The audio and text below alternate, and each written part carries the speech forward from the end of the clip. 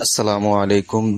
بسم اللہ الرحمن الرحیم۔ عبداللہ بن عمر رضی اللہ عنہما کہتے ہیں، رسول اللہ صلی اللہ علیہ وسلم نے فرمایا، جس نے شراب پی اللہ تعالیٰ اس کی 40 دن کی نماز قبول نہیں کرے گا۔ اگر وہ توبہ کرے تو اللہ اس کی توبہ قبول کرے گا۔ اگر اس نے دوبارہ شراب پی تو اللہ تعالیٰ اس کی 40 دن کی نماز قبول نہیں کرے گا۔ اگر وہ توبہ کرے تو اللہ اس کی توبہ قبول کرے گا۔ اگر اس نے پھر شراب پی تو اللہ تعالیٰ اس کی 40 دن کی نماز قبول نہیں کرے گا۔ اگر وہ توبہ کرے تو اللہ تعالیٰ اس کی توبہ قبول کرے گا۔ اگر اس نے چوتھی بار شراب پی تو اللہ تعالیٰ اس کی 40 دن کی نماز قبول نہیں کرے گا۔ اگر وہ توبہ کرے تو اللہ اس کی توبہ بھی قبول نہیں کرے گا اور اس کو نہر خبال سے پلایا جائے گا۔ پوچھا گیا، ابو عبد الرحمن، نہر خبال کیا ہے؟ انہوں نے کہا، جہنمیوں کے پیپ کی ایک نہر ہے۔ جامع ترمذی حدیث نمبر 1862۔ یہ حدیث صحیح ہے۔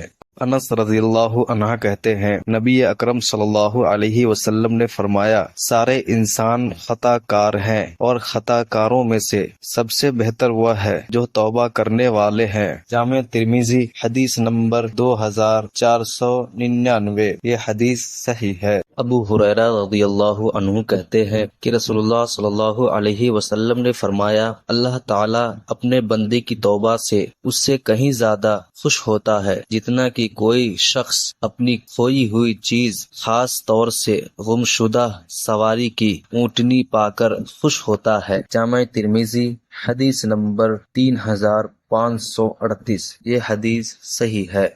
عمر بن خطاب رضی اللہ عنہ کہتے ہیں کہ رسول اللہ صلی اللہ علیہ وسلم نے فرمایا، جو وضو کرے اور اچھی طرح کرے پھر یوں کہے، میں گواہی دیتا ہوں کہ اللہ کے سوا کوئی معبود برحق نہیں، وہ اکیلا ہے، اس کا کوئی شریک نہیں، اور میں گواہی دیتا ہوں کہ محمد اس کے بندے اور رسول ہیں۔ اے اللہ، مجھے توبہ کرنے والوں اور پاک رہنے والوں میں سے بنا دے، تو اس کے لیے جنت کے 8 دروازے کھول دیے جائیں گے، وہ جس سے بھی چاہے جنت میں داخل ہو۔ جامع ترمذی حدیث نمبر 55۔ یہ حدیث صحیح ہے۔